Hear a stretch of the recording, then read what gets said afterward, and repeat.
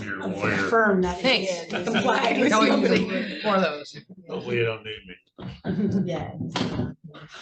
All right, Well, Evan, we're we'll- looking to you because this is a first for all of us, so we're gonna establish our protocols and Right, and maybe introduce introduce to one ourselves and all another. that stuff. But first, we'll indicate for the record, because we're being taped, that the borough did provide notice of this meeting as required by the Open Public Meetings Act. And that included putting it on the website and also putting it in the newspaper. So we do have the ability to meet as a group, and you guys are a group and a municipal group. So we can just indicate that for the record. Mhm. And maybe we would start by going around and introducing each other. One of the other things I'll mention too, after we do that, is please make sure you get to Terry all your contact information. In other words, email addresses, cell phones, landlines, if you have them. Any public body that would be meeting, you would obviously be told about that. But at the last minute, oftentimes we don't get a quorum. There's a snowstorm, whatever. So we really need to be able to stay in touch with you. And if so, whatever you do, you don't have to do it now, but just send it over MRI to will send Terry. an email to remind you guys to forward that. Yeah, Mhm. and then Terry will put together a little roster so that we'll have who's, And we can share it so you guys and can. we'll share it with one another so that we can communicate with one another. But I'll introduce myself. I'm Ed Schmier. I'm the borough attorney. And as part of the borough attorney, well, I work with Terry in updating the rent control ordinance, which Terry has copied for you, and you all have that. The borough's had for a number of years a rent control ordinance. Candidly, we haven't done much with it because the rents haven't gone through the friggin' roof like they've gone through now. And I think the last several years, Stephanie, who will introduce herself as a member of the governing body, can attest to the fact that a number of residents have been calling out for help and indicating that the rent increases have been unbelievable. And that's what put in motion about a year ago, the idea, well, let's dust off the ordinance, let's get it updated, let's get a real board, and let's start acting and trying to protect people under rent control. So that's the ordinance you have today. I'm Ed Schmier, and your council lady is? Hi, everyone. My name is Stephanie Kim Chohan. I'm a member of council, but I chair finance, and rent control falls under finance when we established the board last year sometime. So I'm here now. We do often change committees. So whoever winds up chairing finance, unless we move this out of the bucket, will become your new council liaison. So anything that kind of, I will basically report out at council meetings, make announcements about this meeting like I did as well too. I'm Terry Hover. I'm the borough administrator. I've emailed with you, and Emma works with me in administration. So the both of us will be supporting this board as it kind of establishes itself. I mentioned earlier, I intend to kind of come to the first few meetings because I want to make sure I'm in the room with you as we establish kind of what our procedures are going to be and how we're going to, so that I can then direct, hopefully Emma or somebody else at a later date, maybe we'll be staffing the board. Hopefully we won't need to meet all the time because things get under control, but you know, I look forward to figuring this out with you. Pass it on to you. My name is Lucinda Holt. I'm a renter in town. I'm one of those people who was reaching out to Stephanie and lots of other people. So I'm glad this is happening.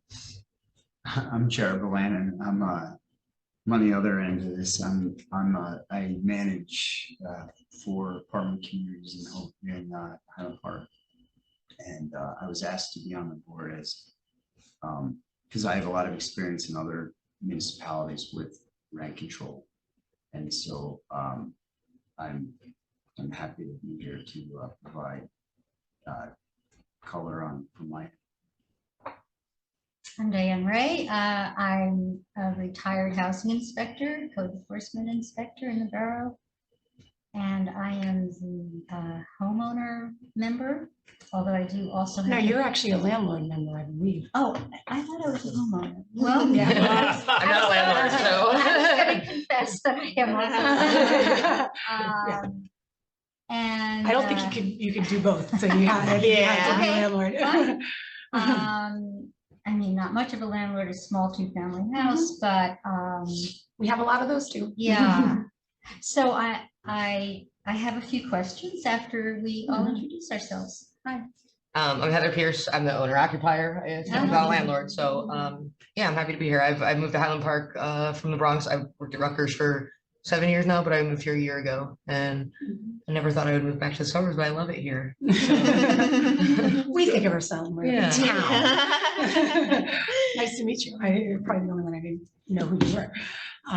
So we do have 2 vacancies for both of you, for alternates for homeowner and for tenant. So that's something when we get to that on the agenda, if we have some names, Yeah. it would be nice, we were hoping for some diversity, both in terms of where you live, so we want to know where you are and where you are, and to try to mix it up so we don't have all like In from your one building building. or all from your neighborhood, Sure. you know, that kind of thing. So, but we'd welcome some suggestions, and we certainly want to interview them, but we'd be open to any ideas you have.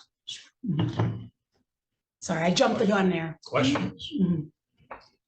We are going to go through some of the duties and responsibilities, so if you want to wait until we Yeah, do that, yeah, sure, and I then can maybe wait. we may cover some of those questions, but if you had any at the top, that'd be nice to know too. Fine.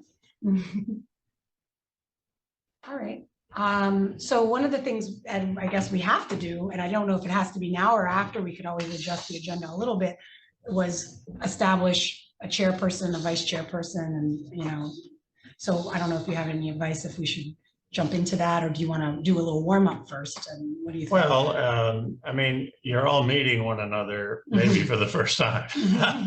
So it might be appropriate to defer that to maybe our next meeting, which would probably be a real meeting with something to do. That means we already have an appeal of a small unit that would like to go beyond what we permit, and we'll have to schedule that sometime.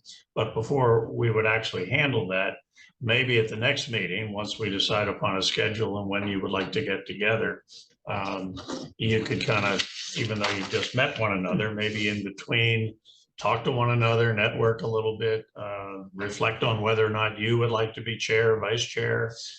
Usually people don't jump out and say, I want to be the chair. It's usually you can be the chair. Everybody goes like this, right? Right. That's kind of, I put it here because I know it's something when I was We gotta reading do the it. ordinance, we gotta Yeah, do we it. have- But I, as long as there's no need to do it tonight, if the No. group is comfortable waiting to the next meeting, I see No. no, why not, you know? And the duties aren't really that different for you just being a member or being a chair or vice chair. As Jerry said, administratively, you're going to be supported by someone here, initially by Terry, and then maybe Emma or somebody who will be the secretary or the scrivener who will come to our meetings and keep track of everything that we do. And then write up what we do, and then you'll review that in the form of minutes and make corrections, and then you'll adopt that. But the chair and the vice chair are really the individuals who are responsible for, number one, making sure that when we start the meeting, and we do have the Open Public Meetings record, We'll have that or word to be the read. script to write, we read that into the record, and generally runs the meeting. In other words, you would call the meeting to order. We would, go through the list, maybe approve, review the minutes. Anybody have any questions, and so on and so forth. And it's also the person to whom other members of the board, if they're still a little confused about, what am I doing here? Or how does this really work? And so on, you should feel comfortable with the chair to be able to go through the chair and to say, I'm just not getting it. I haven't done this before for a municipal body. I don't know. And you might be happy to hear the chair say to you, I feel the same way. So the chair is kind of in charge of the group and the spokesperson for the group. And I think so that's really, the vice chair steps up, obviously, if the chair is unavailable, and would run the meeting if the chairman is not here. And if we happen to have a problem, somebody who really can't make all the meetings or is having a problem, they would maybe contact the chair and explain, I can't make it tonight, you know, the youngsters are coming home late or whatever, I don't feel well, I got COVID. I mean, we've been through that. And you would be working through the chair, and then the chair would probably notify Emma or Terry and say, listen, I'm not sure we get a quorum tonight. Rather than have me trump out in the snow, maybe we should just cancel it. And we can do that, put a note on the door, put it on the website. If there's somebody scheduled to come that night, we would contact them ahead of time and say, we don't have a quorum and we're going to cancel the meeting, and we'll get in touch with you to reschedule the meeting. So it's really the mechanics, but it's not a real heavy lift because the borough will provide the support. Not that the chair has to be worrying about somebody sitting there taking notes and all that stuff. You're going to focus on what you do and what you hear and recommendations that you're going to make, you know, along the way for maybe, you know, what the formula that we use for the rent calculations, if that seems to be working or not working. Is the 5% not to exceed, is that a fair number? Is that allowing, we've heard a number of people come in and complain that's not a reasonable return any longer. Should we delve into that and make a recommendation to Stephanie and her colleagues on the board? And the chair would lead those discussions. But again, Terry and her crew will make the chair's job, I would say easy, but kind of seamless. And you would have somebody to go to as you begin the process, and you would get all the help you need. And same thing for me as the lawyer or anybody in my office. If I'm not around, you'll get the help and the support that you need. So I would suggest we defer that and you just kind of smoke on it for a while. And maybe, I don't know if you get all your contact information, maybe you could talk in between meetings, or if not, you could maybe even come a little early to the next meeting and say, do you want to do it? Do you want to do it? I don't want to do it. Do you want to do it? And just see how you kind of work it out rather than have you go in dark tonight and say, okay, you know, somebody left the room to the bathroom. He's going to be the chair. That's how you usually do it. So that would be the chair, the vice chair, review of vacancies. Well, you already did. We need some alternates, right? We do. So, and that's that we need to tenant and homeowner occupied non-landlord. So those are the two categories we're looking for. So if you have any recommendations, you know, we'd be open to those. I know Elsie was going to reach out, or you were going to reach out to council, see if they had any recommendations. So, you know, again, it'd be helpful, you know, we want to have some geographic diversity as well as some, you know, personnel diversity, and in terms of like type of apartment diversity, I think we wouldn't want them all to be the same compound. And alternate members are real members. Yes, because we only have 6, so we really need even them. if we have a quorum of regular members here, the alternates participate just like you participate. They can ask questions. They can, you know, debate, they can discuss, they're real members. It just comes when it comes to voting, the regular members go first and the others only vote if the regular member is missing. And we would designate probably the alternates as 1 and 2. And then that's how they would perform, but they're real members, and we'll add them to the list once we get them, and then get that to everybody. So that's how they work. And if we push hard, maybe we can even appoint at the next council meeting, and they could be here at the next one of our. If we can get some new recruits. Yeah. A meeting schedule is something important. You're all new to this. A number of boards and agencies that Stephanie oversees will usually meet at night. I know the council meets at 7 o'clock tonight, usually twice a month. You're not going to have to meet twice a month. We suggest you meet or maybe schedule once a month. And if you don't have anything on your agenda, we cancel the meeting. Okay. Maybe initially we would want to hold those just among ourselves to talk about stuff. After you have a chance maybe to review the ordinance and then come back with some more questions. We'll start that tonight. We got the ordinance. We'll go through it and kind of tell you how it's outlined and what you're supposed to do. But if we don't have any business or agenda, we'll notice these things. We put a notice in the paper of all the meetings, right? That's the annual notice it's called. And then we do have the ability, Emma or Terry's office, to cancel if we don't have any business. So we would put a note out so that the public wouldn't have to come and wonder, oh, is there a meeting tonight? We would put a notice out. But we don't really know enough about your backgrounds and your availability as to what kind of day of the week would be best and what time would be best for, we would assume, one meeting a month.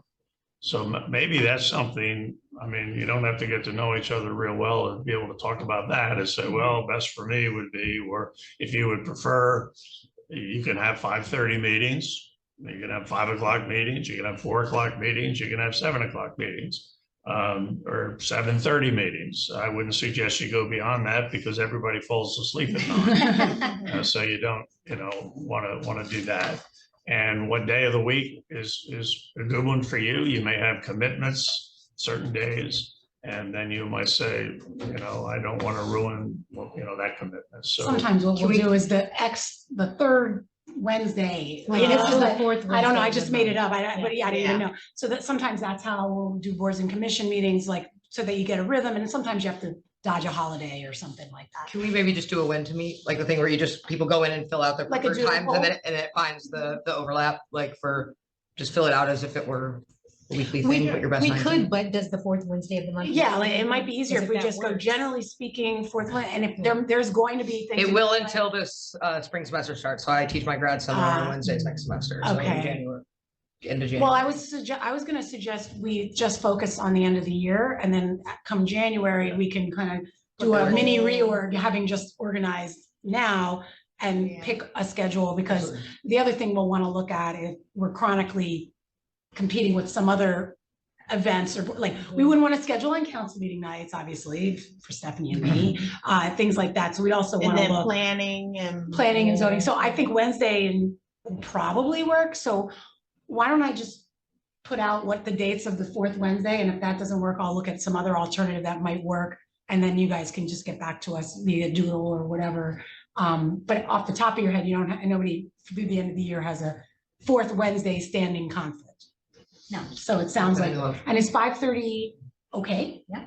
Because it works, 5:30. I prefer a little earlier personally, but I know Stephanie, you may be running I around. teach right before this too, so I Mhm. couldn't do it earlier. So, but no, but I'm just saying, a little earlier, meaning not 7 PM. So, yeah, 5:30. 5:30 is good. 5:30 is good, yeah. So we'll look at fourth Wednesday, 5:30, and we'll just see, I'll project it out, send you those dates, and if we can at least commit to that to the end of the year, and we may have to adjust it based on your schedules Sure. for 2024.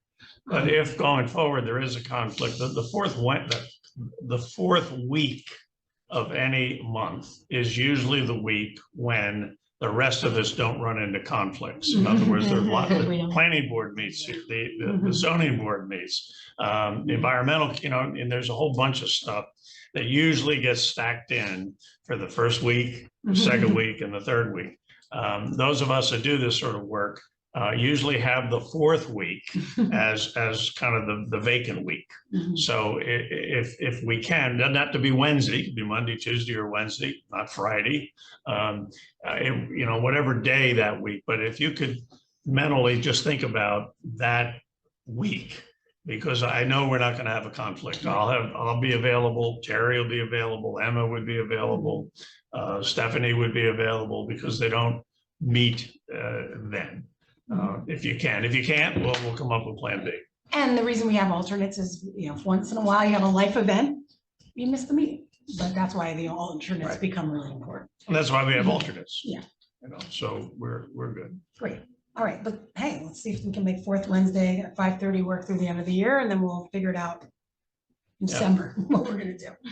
I mean, already, I think November, we're gonna have to mess around with it. Yeah, I don't because know, that's probably Thanksgiving. That's Think about it. I got a hunch it's Thanksgiving. I'm gonna be cooking on the Wednesday before, probably. It is Thanksgiving, Yeah. so. But we could also, so let me look at it, and There's a. Yeah, well, we'll see. is there? We'll suggest an alternate maybe Yeah. for that For one, that one, yeah. we'll come up with something. It's not that. Yeah, and sometimes you get that magical fifth There's a fifth. week.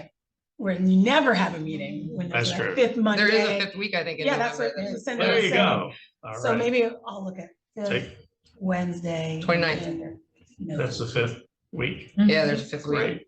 All right, so maybe so I'll send you the 3 dates for the end of, through the end of the year, Right. and we'll regroup and see if that And works. 5:30 is good. Yeah.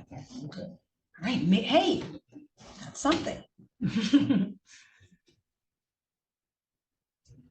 Now, I guess the rest of the discussion today, and I know Diane had a question or two, but we were going to kind of go through generally the ordinance that you have. We know you haven't probably read it, which is fine.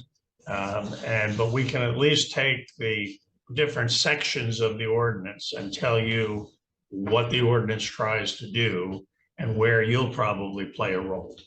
And then you can, after that little orientation and any questions, take the ordinance, of course, and then you can smoke on that between now and the next meeting.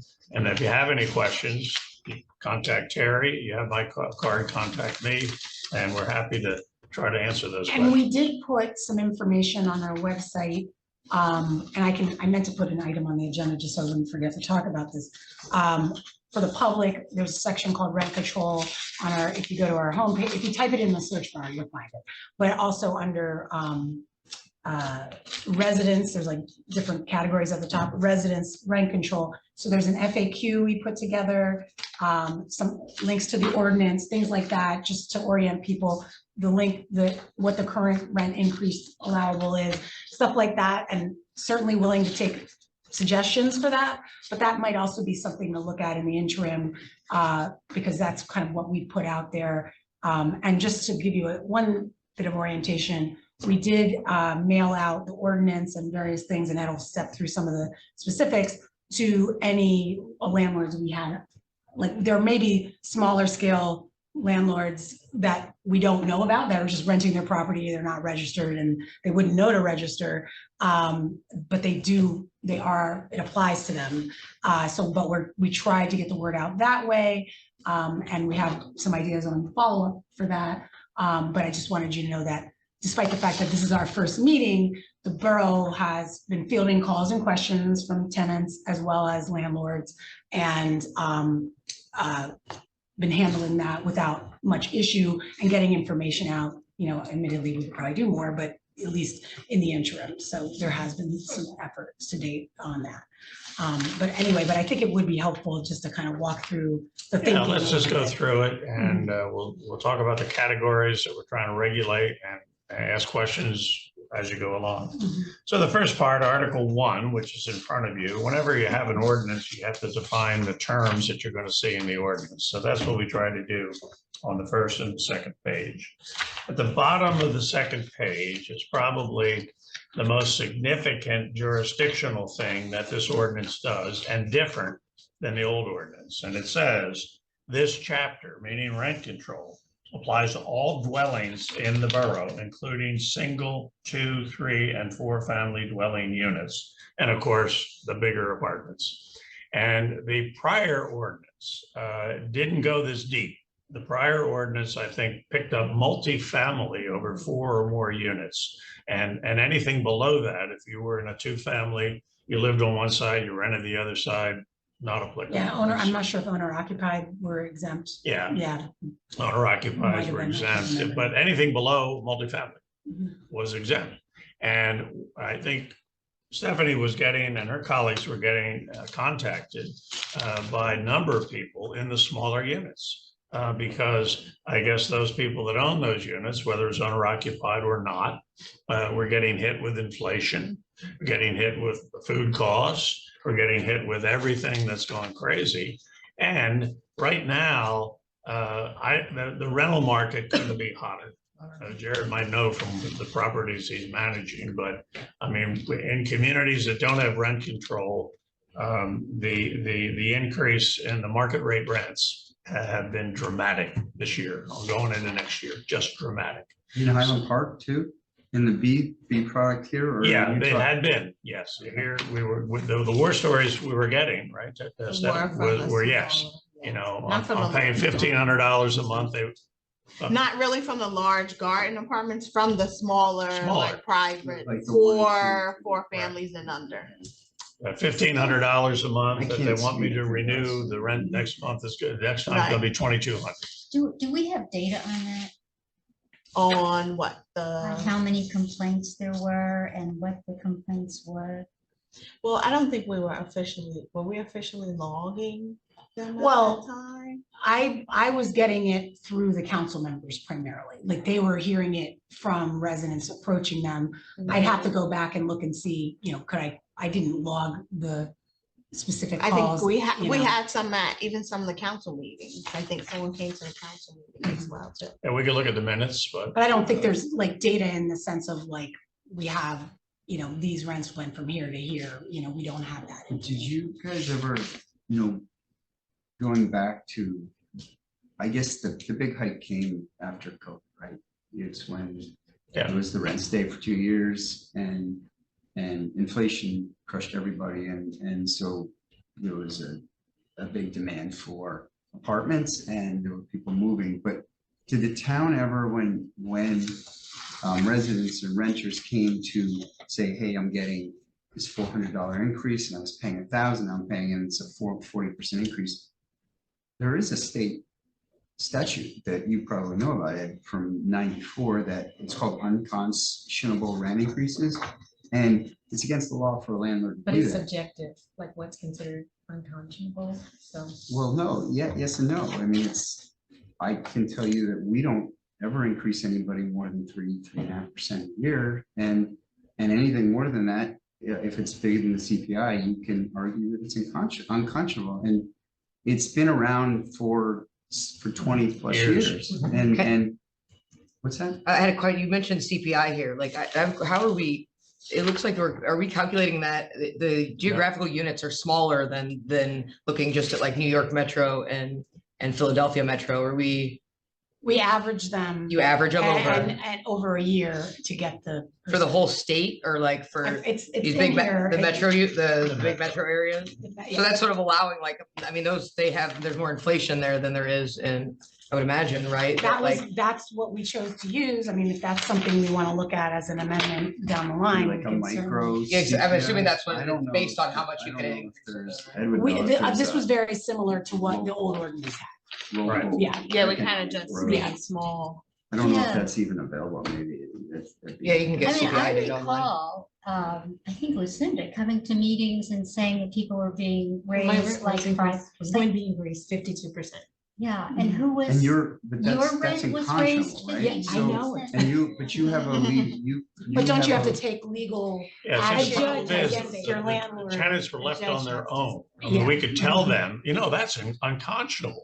But it- And what do? Well, call the Legal Aid Society and go into landlord tenant court in Middlesex County.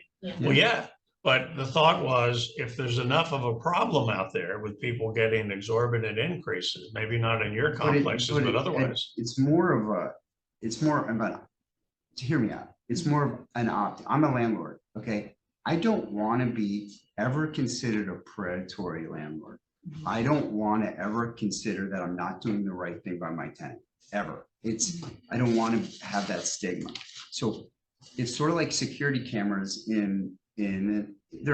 may not stop the crime, but they're going to act as a safeguard and keep landlords in line. If landlords know, so if someone had told her that you have a right to, you could have sent a letter to your landlord, or even on a phone call or a text message, your landlord said, this is legally unconscionable, and I'm prepared to act on it. I would bet you I did have anything, conversations with and my he landlord. or she didn't back down.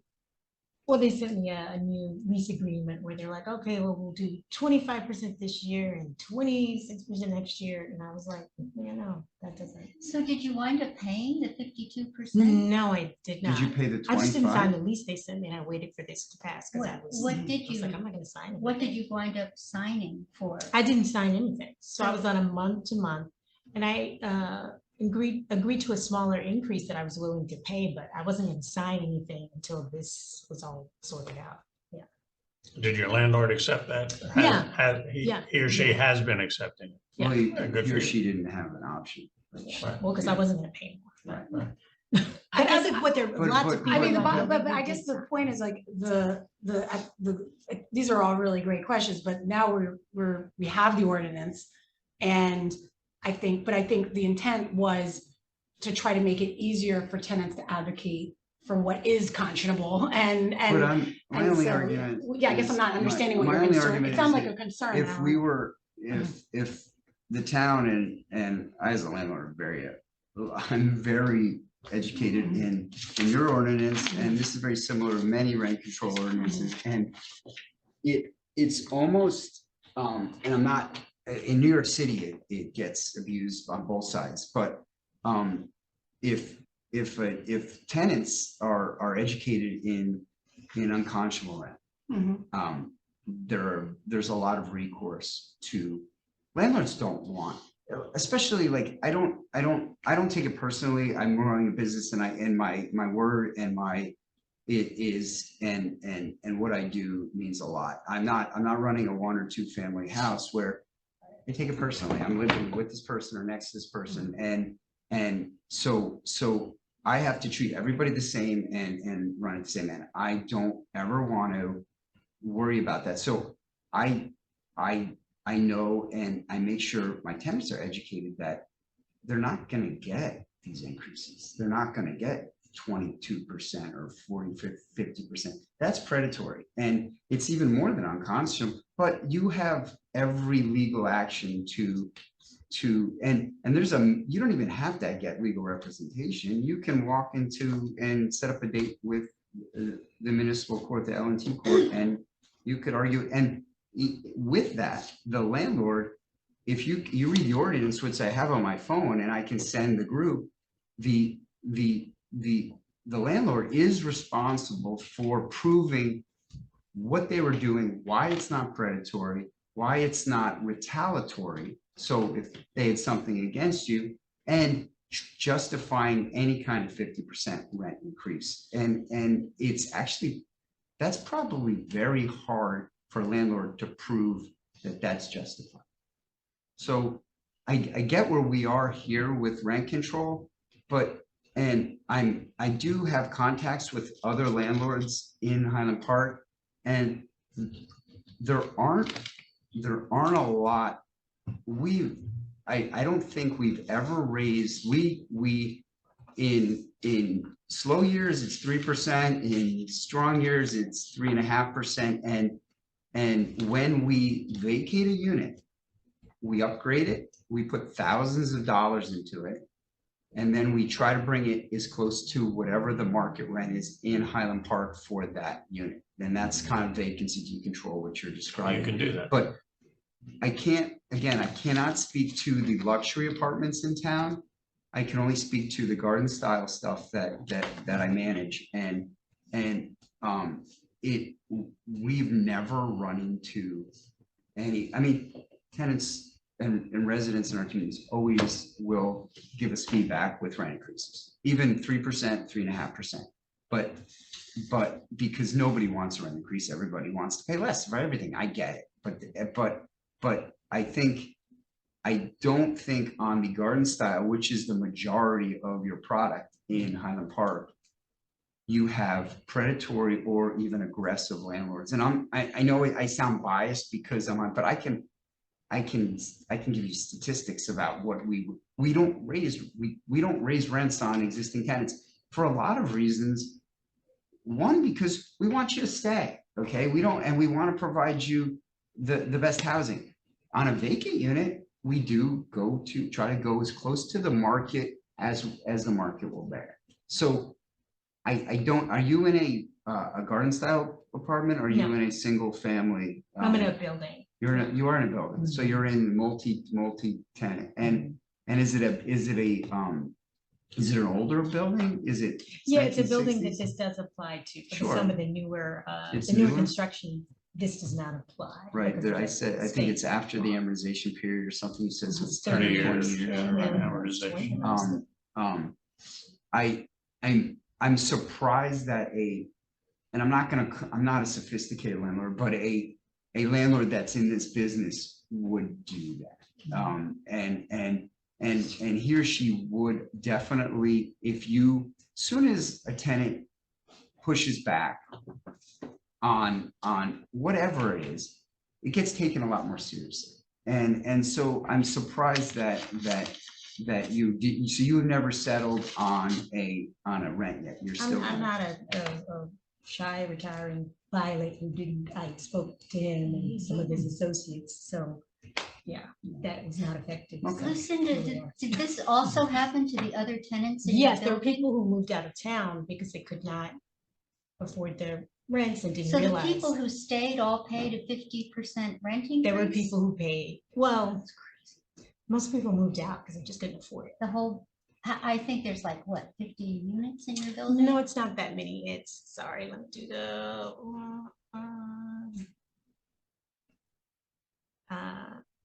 27, I want to say. Uh-huh. 26. And you had a lot of vacancies? But A lot of that people was left. prior to this being in place. Like we had, I mean, someone would come, we didn't have you guys, it wasn't a structure. So maybe the landlords, especially if I'm like, that was my first home, which happens a lot here in town. I lived here. I paid off this house. Now I'm going to buy another house. Let me just rent out this house. I have no knowledge of being a landlord or whatever in town. That happens a lot. That's my first home. I'm renting it out. Yeah, I'm just going to tell them, listen, this went up, and I got to pass it along to you. So I think that's most of the part. Education too on the side. Listen, we have a board. Well, I'll you be can honest come with to. you, if I had to, I started in the 2-family and the 1-family renting business, and if I had to do it again, you can't make any money doing it. And you can't really, like, this is a tough business all around, but it, For a Yeah. it's not, it's, and it's not, I don't know, I'm surprised that a landlord that has that many uses, that knowledgeable of it, would try to get away with It that. was a new, the building was turned over a few times, so. And then There's, who knows New what owner. was going on, So- so. Yeah, I have one other question. question, and that is, what is this costing the borough to have? I mean, this looks kind of complicated to, there has to be some staff support to do all of this. Do we have to hire someone? No, I think we think our code enforcement can handle the registration process. We're not, I think, one of the things, I mean, we'll get through each step. It was designed, and Ed and I worked on this pretty closely, to be as administratively forgiving as possible, because I said, I used to work in New Brunswick a jillion years ago, and I was like next to the lady who did the rent control, and you could spend your whole year chasing down every lease agreement, everything. Yeah. And that's not what we're looking to do. Because we have vacant deed control, we're not looking to track rents in specific units over time. And we rely on education and that tenants know their rights.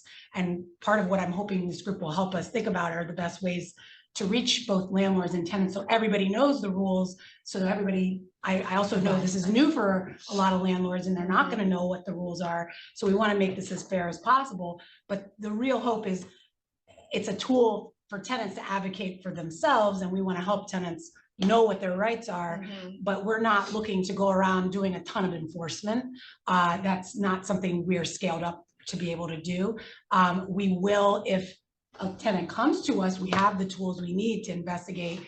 And if they did pass along an unfair increase, we have tools for that to handle those things, but that's not. Yeah. And this is a good point. I'm Yeah. glad, this is a great Yeah. conversation we're having. Ed, why don't you guys tell us kind of in general, how you see the administrative, because I read it through and it's not any different than North Arlington. It's not, a bunch of the other towns have Plainsboro.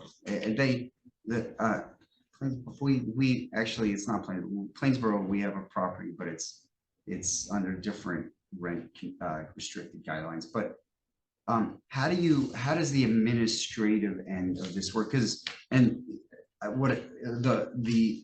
landlord is required to give notice to the tenant that there is the new renter that they're under this statute, right? And then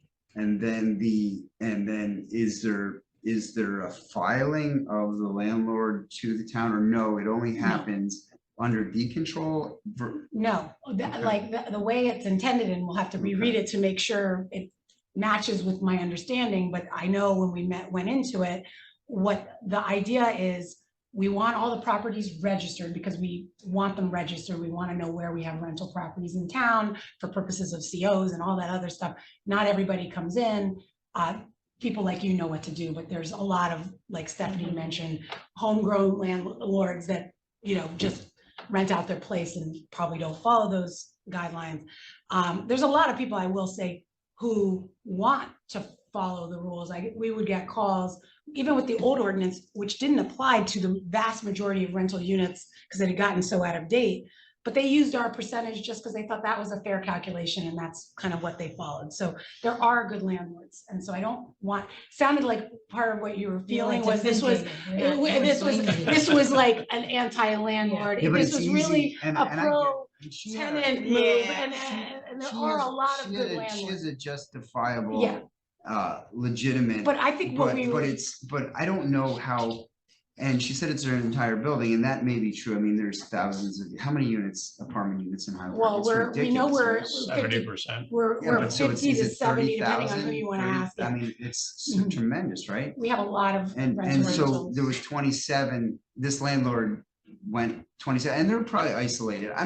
I'm sure in the single family, the two family, and even in the multifamily product type, there are landlords that push the envelope. So, but I think it, to be honest with you, I think it's rarer than you think, just coming from the landlord side, because I know what the ramifications are. I know there's more downside to me getting another $40 or $50 a month out of a tenant than there is any upside, Yeah. right? And it may be rare, but when it does happen, it's awful. So I think Sure, having sure, something in absolutely. place that people can easily access. So is then what, helpful. So then if what you is want, the we can talk about- administrative so- side? So we've been kind of working through that even without the board in place. We take in questions from tenants as well as questions from landlords, and we've been doing outreach. And the way I envisioned this working, because recognizing our staff limitations, was we wanted the registration of the properties, because that helps us in multiple areas and it's appropriate, but that we're not going to be asking you to register every one of, your rents, and and every year over time. Like, that's not something we're capable of keeping up with. I just want to be real. That was never, and I was very Well, there are strict. municipalities that do that. I know, they and have I told staff- the- you're right, I they have told the staffs that councils do that. that I don't think, I do tend to agree with you based on nothing but a vibe, so it's not scientific, that the problem is it's so rampant that we need that level of care and a dedication of a staff person to track all that We're a over small time. town. We're a This small idea that- town, and that it's really about wanting the protection in there so that reasonable increases are basically what good landlords would want to impose, and so this tenants shouldn't have really recourse affect to your them. operation too much. Yeah. That is really meant there to be a way for the borough to help a tenant in a really tough spot, because while you may think it was that easy, I've had to try to coach tenants through pretty tricky It's not situations, easy. and you go to legal services and you try to find this stuff. How to tell someone to go to court is not easy if you've never done it before. You're very experienced. And I know you've probably been on the receiving end of like, oh my gosh, there are probably tenants who know how to game the system just as well as there's bad landlords. So I get it. But the way this was really intended to do is like, we had I'll just be honest, a bad ordinance on the books. It was not up to date.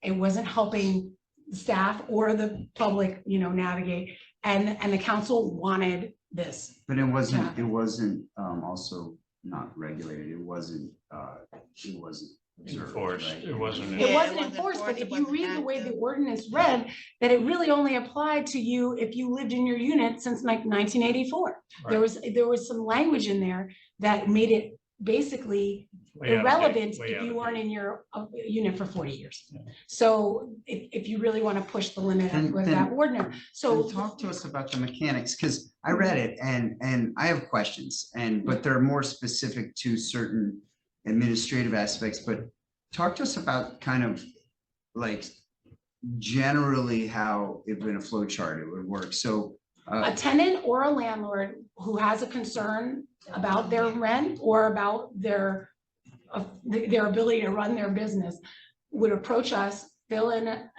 first call me or call Emma, we'll field. A lot of it has just been, we have an ordinance, show your landlord, and I think that handled the dozen or so calls we got once we passed this ordinance, because as soon as like you said, most landlords go, okay, then that's how it is, and that's what we hope. The majority of our work is informing what the right information is so that landlords can impose proper well, rent then I increases. guess where I'm going is, Yeah. and I've read. And what do you need the board to do, or what? No, walk us through the mechanics, the general mechanics of how you guys drafted this. So you, in hopes that it will work. I mean, it's gonna, but like, so you have.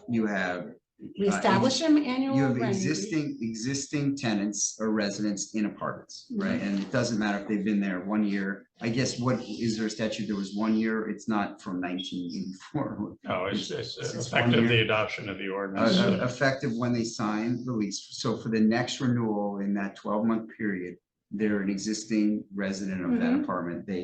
And then they are, a landlord is then to notice that there will be a rent increase and it's subject to when you will post in, I don't know when. Well, that's one of the things we needed to talk about at our next meeting. We were gonna run the calculation, because I believe the ordinance says we have to, by sometime in October, let landlords know what the following year's calculation is gonna be. So that's one of the actions this board has to confirm. Staff will do the calculation, show our work, present it to you. Hopefully you'll agree we did our job right. You'll agree, and that will be the noticed increase for 2024.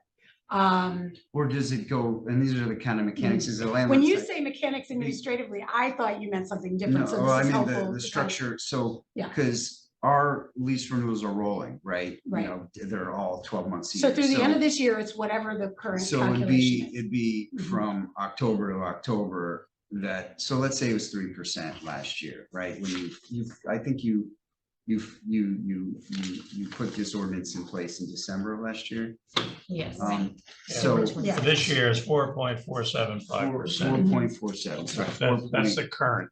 right. But this is gonna be for the upcoming year. For So if you have rent rolling through the end of But you're posting, 2023. and no, I get it. I'm thinking as a landlord, and this is helping everybody. So if your October comes around, so the new October CPI number that everyone's gonna use, residents are gonna have and landlords, is that from October? So You what? won't let me answer. I'm sorry. I was trying. I'm sorry. The way it's supposed to work, and maybe there's room for improvement based on your input down the line, is in October, this body will confirm an increase for 2024. So through the end of this year, it's that 4.475. Whatever from last year. But we let everybody know, because we know come January, people need time to prepare for the 2024 lease cycle. This is the most awkward year because the ordinance went in place in December. Theoretically, we should have last October had that in Well, place. that's my question. But So for this coming year, so let's just acknowledge that 2023 is awkward, but through the end of 2023, the allowable increase is the posted 4.475 or whatever it was. And then after our meeting in by October 15th, hopefully, so we'll look at when our proposed meeting is for next month. With that in mind, by the end of October, you will know for 2024 lease turnovers, what your allowable increase was gonna be. And so if you have leases turning over October, November, and December of this year, it's that, and then for the next year, it'll be that. Now, if as a It's landlord, when the lease gets renewed. Yes. So if you're renewing in November of this year, you use the 2023 for numbers 2024. for 2024. What do I use? And the 2023 was the 4.47. Right. Mhm. And we don't know the We're 2024. gonna come with the calculation at the If last you meeting. renew January Mhm. 2nd, you're going to use the new number Got it. for 2024. That's the way it Now, works. a question that I wondered about, now that you say it, let's say you approach, you're a proactive landlord, you're like, I'm looking ahead, your lease is up in a couple months. I'm proposing, but let's say the lease is expiring in 2024. Whenever you knew it. So renew it. whenever you renew it, you use the number of Whatever that. year you renew it in, that year's Even if CPI. the agreement doesn't renew until the following. Well, no, because the tenant has to agree to it. If they're going to do a modification and say, oh, Right, so you have to you got comply this with, But it's really even- smart But landlords. these are good mechanics Yeah. because I'm on this side of it. no, because I where know that it's not like so it's everybody not- lines up the in January. Renewals go out so I looked through everything and everything you're doing, we do already, which is Good. like, no, but. We got it right. And then I'm not, but there are tricks that are going to confuse landlords Yeah. and that those are, we put our renewals out 60 days in advance because you want 30, but you need that. So there's, they come back and then there is going to be some ambiguity with Which one the is it? October, So because this is a good question, Ed. I mean, and you don't have to answer it on the spot. But let's use your scenario. Let's do 60 It's day- November 1. Let's say on November 1, you're approaching a tenant saying, hey, January. January is coming, the lease would be renewed, the actual effective date would be January 1st. We're renewing, we've now posted our new rate for that Next year, year. 2024. So I'm assuming it would be that new rate Yes. that would apply. Because it starts If- January 1. But if it gets- was renewing it gets in. very- December, it'd be in 23. December, you would use the 2023 Right. number. I get why it's confusing and we may have to But- think but about how to. no, communicate that. because, and this is, I'm glad we're talking about this, Mhm. because you have to give 30 days notice about what the new increase is gonna be. So if from an administrative standpoint, as a landlord, you need to know what you're telling them. And so if it is that January and it's 60 days, But then we'll be fine if we meet in October. In to- October. And we know that we have the new rate out by the end of the month. You got the that's- numbers for You next got year. your 60 days and it right is, there. and that October But that's is important not, that we not hit that landing and- so that. And the to your point. October, when when you give it, when the October CPI number comes out with the rent increase, it is not effective until January 1st. Correct. Right, Okay. so you use next Yeah. year's. Yeah, got it. And so I think that's a really good point you're making about how we communicate what that, when we post that rate, these are for leases that are effective in 2020. January 1, 2024. So, And 'cause we'll you're gonna answer the have to be- questions in between. If somebody Mhm. says, wait a minute, Which we're one do doing I this in the do? 23. Mhm. Well, I want the 23 rate. And so if they give you a new lease in 2023, you get it. If your new lease is January 1, 2024, you don't. You get the 2024 number. And we'll just have to explain it to them. And if they don't like it, they're going to appeal to you. Yep. But it's when Yeah. the lease takes effect. I think that's what as opposed to when you negotiate and maybe even sign it. Because you may sign in 2023 for a lease that begins the following. year. Every lease has a term. Yeah, It says it begins on this date, it ends on that date. If that date is next year, we use next Mhm. year. If it's this year, we use this year. it's the term, that's a good. way. And somebody might, who knows, maybe next year is gonna be lower than this year, who knows? Mhm. But, and so some people might get a little bit of a benefit that way. That's life. Well, at least we're gonna have you within the range that we wanna have you for year to year. So that's correct. And I'm glad we're working this through from just how this works and it benefits everybody. So once we know that, then that lease and that is effective, that increase is effective for the term of the next 12 months or 6 months or whatever was signed into effect. So yeah, so if it started in June 1st, for that 12 months, it would be the Yeah, 2024. And Now, Ed, number. you guys know, this is what I looked at, and this is where, and I'll be honest, where some of the stuff from a landlord, I kind of got a little odd. There's, it, regardless of the term of the new lease signing,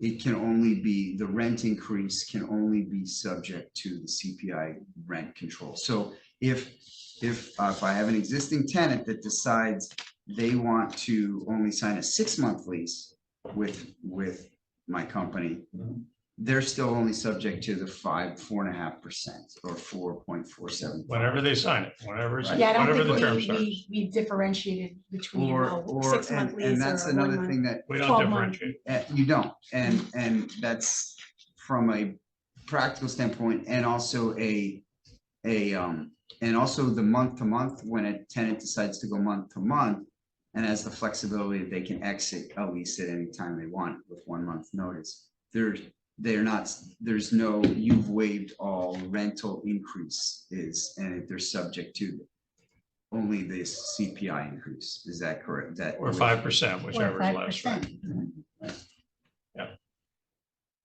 If you want to sign a 2-year lease in 24, you're good for 25. You want to sign it.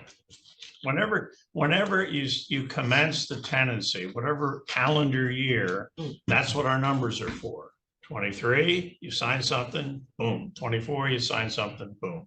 Because that's the only way we can. regardless of the Can term. I ask a question? regard- Can I get in and ask a question about this before we move past Sure. it?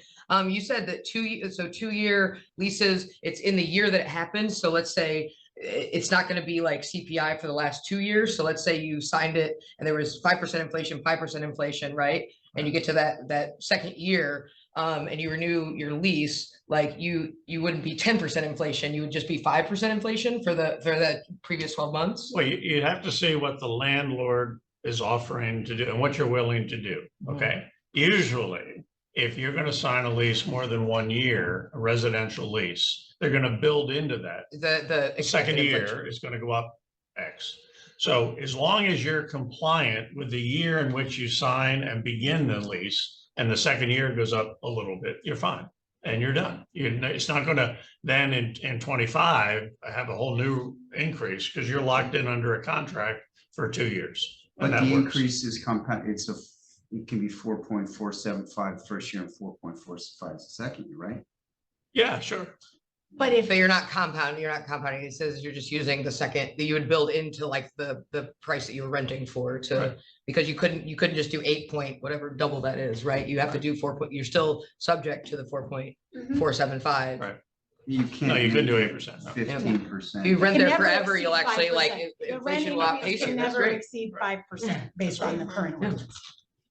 Economics.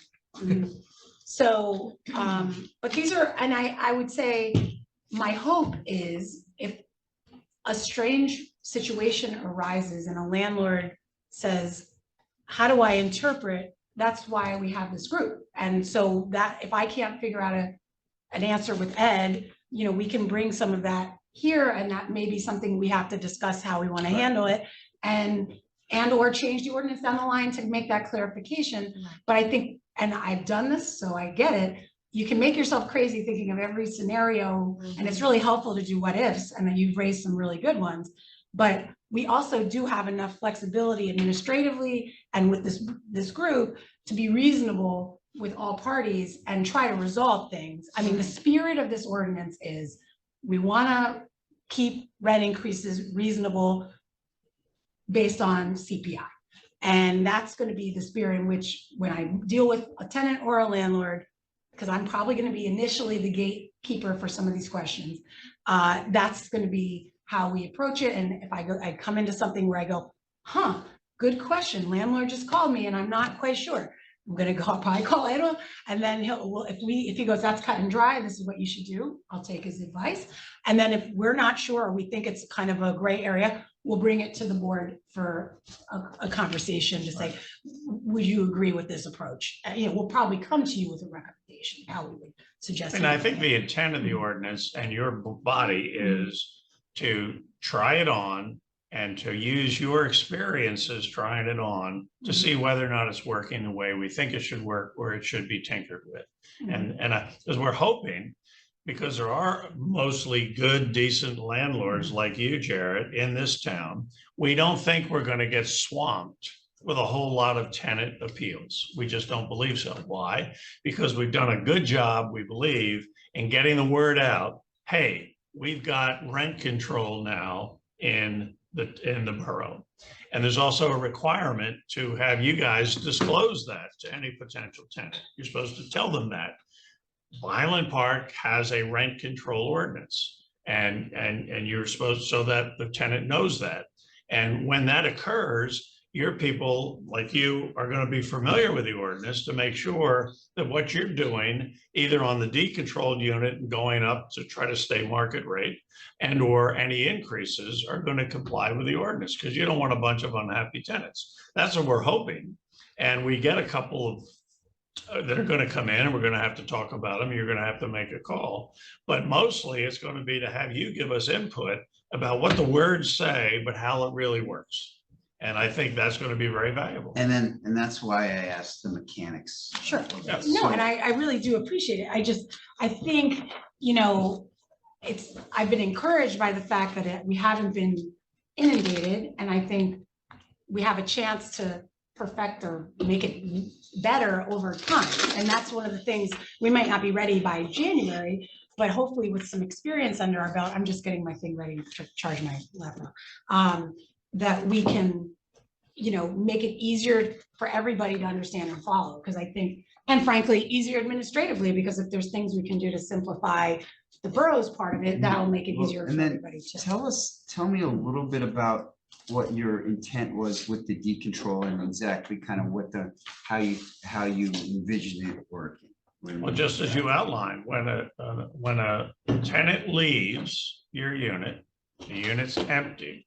That allows you, for that unit, to do what you do, probably go in and refresh it and clean it up, and then take the temperature about what a market rate unit in your unit or your complex really should rent for.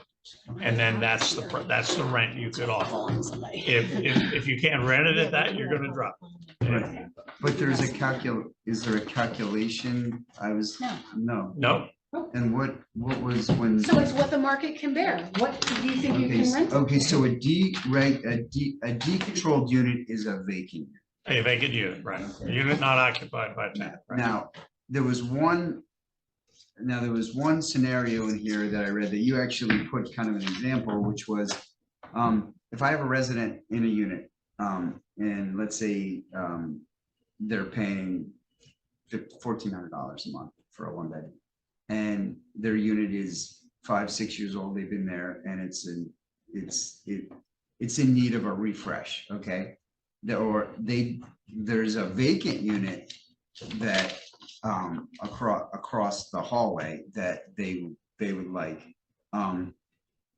What it looked like was in here was that they can ask to move into that unit, and then they are still on the Coverage. the coverage of their coverage for rent control, but are they should pay this. covered for the existing rent that they're paying, even if it's a new unit with a brand new kitchen and stainless steel and granite countertops? Or like, am I gonna get in trouble as a landlord to say, are they, do you know what I mean? You're not gonna move them back, you right? protecting- They're gonna go into a are new you unit. protecting them legally, that they can say, I get my $1,400 for this $1,800 apartment, and I'm gonna, you know what I mean? Well, And don't I they get- have a new lease?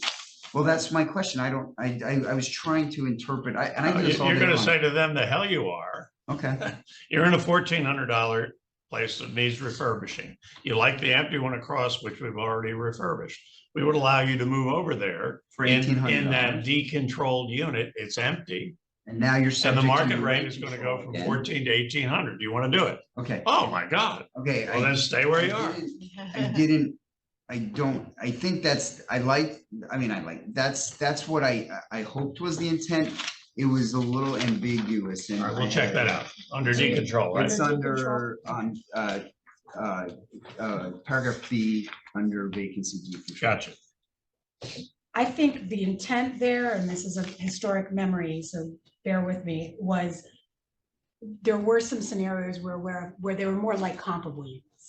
And that they would be able to move to a comparable unit and be covered, but I don't know for You did sure, get- so we I should think look if at you that. put language in I'm there, trying to you can- remember the intent. It when we almost wrote is, Yeah. you make it one way or the other, because right now Okay.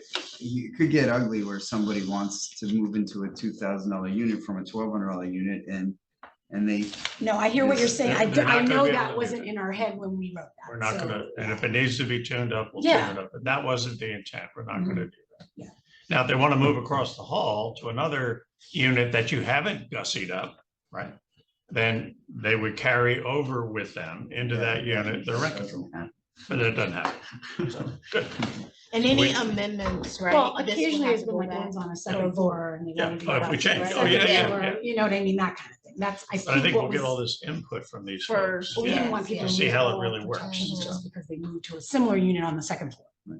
You know, and that's really like, to be honest with you, I don't want to sound adversarial. I'm not, this is in place. You've had it for years. Now it's in effect. I'm not here to fight it and tell you, oh, I'm a landlord, you're hitting me with it. I'm here to like, let's get the mechanics right so we all understand how it works and Right. and make sure that it's smooth so that there's this little ambiguity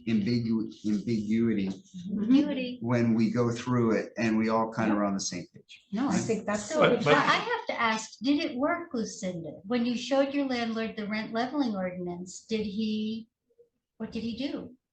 Oh, he called me when he heard about it. Well, he called saying that he was calling about the kitchen floor, but it turned out he was calling something. Well, yeah, I know what you're really calling. So, yeah, he's like, well, we'll comply with law. I was like, of course you will. Yeah. So, So then having the rent leveling ordinance went from 51% to 5%? well, no, not a 0.4 or whatever. Because I'd already agreed to an increase that was more than the 5%. I just didn't have to pay 52%. She Well, did you some retrenching? self-advocacy before our ordinance was in. Because effect. this passed in December, end of December Mhm. 2022, and I was in negotiations with them in the fall, and I was like, but I'm not gonna pay 52% more, so. Yeah, but I went to a month to month at that point. But that's another, see, there's a lot of caveats, which, Well, so when a tenant, from an operating standpoint, when a tenant would like to go month to month, we charge a premium. Yeah. For the flexibility of being able to leave and not have a 12-month lease, which we like visibility for workflow, for knowing how many cabinets we need to order, paint, staffing. And so there's a million reasons why we like the visibility and knowing what the terms of the lease are when the people roll, it's called roll. So when a tenant wants a month to month and the flexibility of saying, I'm leaving in 3 weeks, there's a premium. So I don't know if that premium was, you had told them, I'm moving, I want to go month to month. So was that premium part of the 52%? Because we charge a couple extra $100 a month until if they want to stay, their lease is over in 12 months and they want to stay another 3 weeks. Well, okay, we're going to charge, there's a premium to have that flexibility and not sign, because we only sign 12-month leases. How do we stop landlords from doing that? Is it, I mean, is it like, well, I don't know. is that allowed? I mean, under Well, this they- fit they- here, they like, stopped It's a it. question. They Okay. stopped If we it. stop good, it, I all guess- right, so we're good. Because one of the, just to give you a little insight, I think into where we were coming from.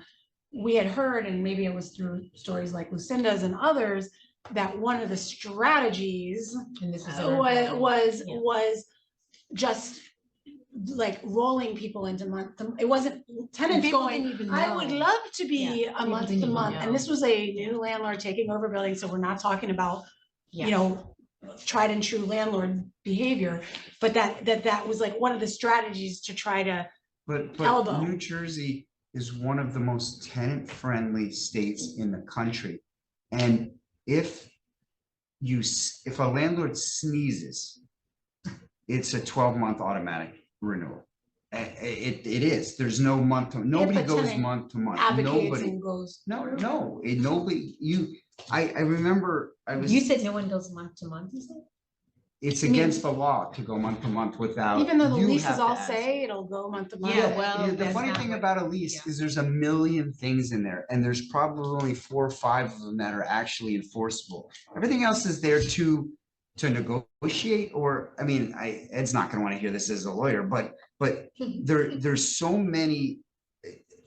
It's so tenant friendly, which it is what it is. But so you can't say, oh, they forced me to go month to month. I went online to find, on my way here, I sat in the parking lot, and within 35 seconds, I found the unconscionable legislature, and I read it, and I have the case. Yeah, and there are lots of people in my And- building who read that So too. do but that. So that's it's again, it's subject to the very judge has to- accessible, and I'm not a brain surgeon. I don't understand why you need a couple, if they're, it's one thing if they like come to you and say, I only want to rent for 3 months or whatever, I'm here, maybe, right? Because you got to get it all ready and then you have to do it again 3 months later. But if they're extending a lease that you already have, you basically have like 3 more months to find a new tenant. Like, why do you need 200 or several hundred extra dollars a month to be flexible when they've asked for like an extension on existing Because lease? we only sign 12-month leases. You want to do But that's not, I something mean, that's not a substantive reason that you're different. It is. deciding. It's you Like, want to live in, you want, like, you have a 15-month lease and then a 12-month lease. I mean, we that's know, not- we have a 12-month lease. Sure, but like, I get the rule. I'm saying, why do you need 600 extra dollars because you just by them extending? Because it, they're so gonna- I have visibility. What, and what cons- cost you more? I told you, I have to allocate resources so I know what my role is gonna be, so I can operate the property. I'm They not- ask you ahead of time, I want to extend it by 3 it's months. You not- need I don't- extra. I don't, I mean, I think there are, and I don't know if in Highland Park, you have these luxury apartment buildings where there's amenity fees and this fee and that fee, and you know, we're gonna hit you with a pet fee, and we're gonna hit you with a cat fee, and then we're gonna hit you with We carpet got them, fee, we and- got them. And like But this doesn't but- apply to those. But buildings. yes, that's what I'm saying. We're Yeah. all garden style apartments here. We're all we call them B apartments, okay? We're garden style workforce housing. So you're not there's not a I'm not trying to gouge. I'm- I'm running a Let business. me stop you for a second. If somebody has a 12-month lease and then they come to you ahead of time and say, I want to extend it to 15 months, what There's a specific, free- hold on, stop. What specifically are Don't, you? wait, stop. I didn't raise my voice. You never Right, raised you my haven't voice. stopped talking the whole time we've been here. I've Then been I'll let trying to you get a talk. word in. I've Oh, been go ahead, listening. talk. Yeah, I've been everybody's listening. been trying to get in and No, nobody. no, If you I raise think- your voice, I'm it's not happy gonna that be you- productive. I think you're a nice guy. I think it's great, but can I ask a question and then? You so- asked it. You want to No, know I- what the premium was. I haven't and finished why it yet. costs. Okay. Okay, please. So if you have a 12-month lease, right, they're renting for 12 months and they come to you ahead of time and they ask to extend it to 15, specifically, what are your extra costs? Not like there's a premium, not like There's a, $100 a month increase on the rent. no, So what's if your, you're paying- what's your cost? I'm asking you what specifically your extra cost is for them to stay 3 more months? What, like a very specific, like what are you paying that you wouldn't have paid if they only say 12? There's no direct increase. Mhm. It's an operating cost of figuring out what I'm gonna need to run it. Then I have to order. So then I get I'll give you an example, Okay. okay? Please, You've gone month to month now, not on a 3-month. Let's say you. that's wanted to not sell- what I asked, like. Well, I don't offer a 3-month lease. I Okay. offer you can go month to month, and if you do, you have to pay $100 extra.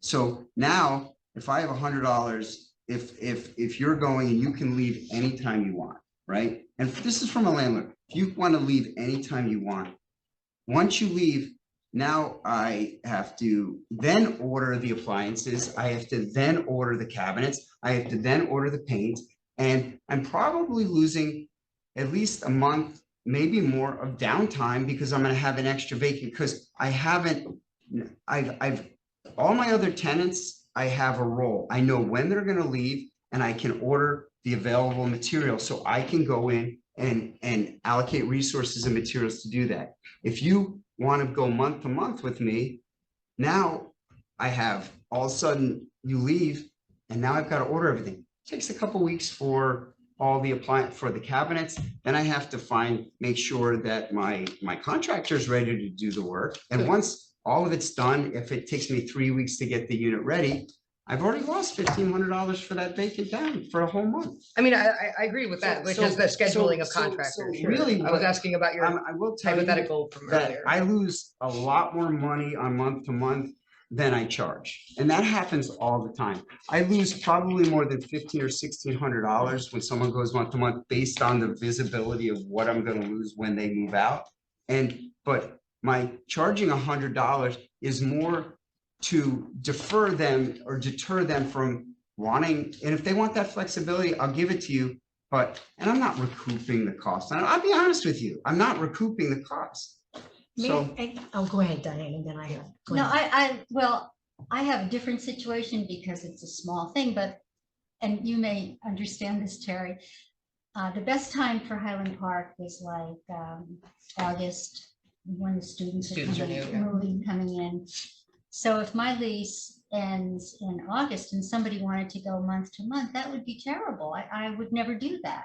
You say no then in that case, right? Yeah, Like, because the yeah. lease is up, because I don't want to So either be stuck. sign on for 12 months or. Yeah, I don't want to be or stuck we looking offer it for for a $100. tenant I mean, we want to be flexible and offer it to them. in October or November. You know, it's a hard time. So is there But I wanted- something in here about? I was trying to month remember But it. can I I- don't remember. Can I No, just there's say, nothing. but There's let me nothing. just say with the month-to-month issue was Yeah. in our building, Yes. because what you're talking about is something completely Okay. different. And what had happened was the prior owner of the building had not renewed some of the leases. Right. Since the landlord did not renew some of the leases, there were tenants who did not have a lease. And when you don't have a lease, you're basically month to month, right? Because the lease has ended. Mhm. So you are now suddenly month to month. So it wasn't like the You didn't- landlord went to you guys going, hey, Exactly. here's He my, just- what I'm yeah. willing to do Oh, for wow. you. He just They let it didn't ride. inherit any. Exactly. Oh, yeah. Exactly. So And that was was your that. case too? Yeah.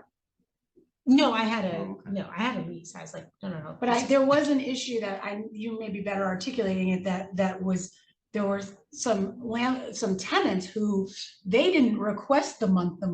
The landlords had kind of just Simply because they had. Allowed failed it to to provide, Just allowed it. to happen. allowed it to happen. Yes. Oh, wow. And there were probably very unique situations, like changes of ownership. Yeah, or he who probably knows was what. like, I'm gonna get So rid of this. I guess anyway. what I was Yeah, gonna yeah, suggest that's is if basically there's something in here That that we can we add we month to can look, month. like if there's some specific thing about month to month that we could clarify, that there might, isn't. that this group might think is reasonable clarification to make based on your use of month to month versus, and yours may be the more typical. It's more a courtesy for the tenant as opposed to an imposition Right. onto the tenant. I think that's something that we could look at, but I don't even remember that provision in here. But I mean, well enough. but I think, to get back to the beginning, Yeah. I think Oh, yeah. the purpose of this ordinance was to be more of a global, we can make sure that there are unconscionable rents for a majority of the people who might feel as though there may be, but we're going to be the government and we're going to make sure that that doesn't happen. I think clearly there are things that can be clarified, and we would invite you to kind of go through there. But the first part of your service here, you weren't appointed to pick the ordinance apart. We're happy to have you tell us practically how this should work or shouldn't work, and we'll assemble a whole list of different recommendations to Stephanie and her colleagues on the council. That's fine. But I don't think that's really going to be your penultimate focus. Your penultimate focus is going to be, if we start getting incoming from people who believe that the ordinance is not being applied to them properly, whether it's month to month, whether it's 2 years, whatever it might be, we're going to look at what we got and we're going to apply that, and you're going to make a decision. That's what you're really And I think appointed to that's do. fair, but I also think, at least I wanted and willingly agreed to be on this board because I wanted to know, we have a rent control board, we have a rent control ordinance, okay? There's specific intent that you drafted and that the council drafted. I want to make sure that the intent is what we all or whoever wanted, rather it's very detailed and specific in some areas, and I think we all want it we all want to understand the intent of the ordinance, of each section of the ordinance and the mechanics behind it and what the thought process was behind each part of it. And I think that's fair. So do I want to pick it apart? No. Am I gonna, you're right.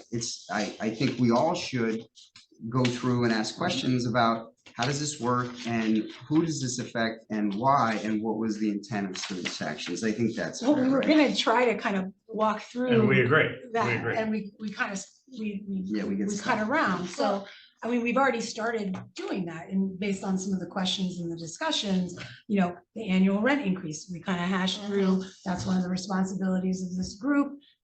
The staff will do the calculation and bring it to you at the October meeting. If you're in agreement with how we calculated it, you guys will bless that, and that will be the 2024 allowable increase. So that's the intent, and we talked through some important mechanics about, okay, for leases that take effect January 1st of 2024, that's the rate. So that was a good, and the 60 days is really important to remember. So we really want to hold to our October deadline so that as a group, we are helping landlords in their, and not at odds with their smooth operation, you know, that they need to know that so that they can get the letters out to their tenants and all that stuff for the next year, especially for those January 1st renewals. Diane had a question. Yeah, I guess I'd like to see on, when we meet, a little more the number of complaints that you've fielded. well, we'll and- have to start that moving forward. We don't have a logbook, so I Okay. can't go back, but I No, can certainly not- do that you can't go prospectively. back, but Mhm. moving forward. And the number of rentals that are being registered. Sure. And I did get those, it's funny, for the last meeting, I asked Scott and then I forgot to pull it up for this. So I'll do that for the failed meeting that we didn't have. So I will do that. I had that thought myself. And you know, the rental stuff, I mean, whether we had this or not, there's a whole new other law that says you're supposed to rent, you're supposed to register Yeah. a rental units with the municipal clerk. It's a one-sheet piece of paper. And the purpose of it is that if, for example, a tenant ran out of oil and didn't have heat in the middle of the winter, they can call the municipal clerk. We can look down and we can know who is supposed to deliver the oil, look down who is on call to take care of issues like this and facilitate taking care of that tenant. That's the purpose. It's nothing to do with rent control. It Right. just has to do with providing proper habitable living when they can't get in touch with their tenant to do it. We would know, we could call the oil company, we could trigger a delivery and we could tell the And that's tenant that we did super it. important, because I think. Right. definitely you So would that's what the let 'em registration is all know. about. Well, I know about that registration. I always thought it was with code enforcement. Yeah. And It is, that's who does it, even though it may be the clerk's Well, responsibility. we may delegate We it. delegated But it the to statute says you register with the municipal clerk every residential rental property. I don't think people know that. I mean, I work here and I didn't know that. Mhm. So, but I have it registered with code enforcement. That's sufficient. That, Yeah, for that's our fine. purposes, You're we're in the not asking building. you to go to two towns. Right, for you're the in the same building. information. Yeah. So Just that's that you why we register put with the that, we borough. like that in here. It's easier for code because they often, if there's a major renovation, oh, are you registered? You know, they can kind of push out the registration through all their touches with various property owners in town, as opposed to the clerk's office has a much narrower interface. So, but everybody's aware and certainly can provide that form to anybody who needs it. But certainly, future meetings, we can, you know, I'll ask, you know, it's basically code enforcement in my office that get these kinds of calls. I'm supposed to know if, you know, if it's a quick, is there rent control in Highland Park? I'm not gonna report that out. But if it's a concern of a tenant or a landlord, we'll certainly log that and bring that, even if we're able to resolve it, bring that to you just as inputs into your work. So that's something we can easily do. So if there's any other kind of, and this can evolve over time, kind of standing points of information that you guys would like, you know, as we move forward, certainly.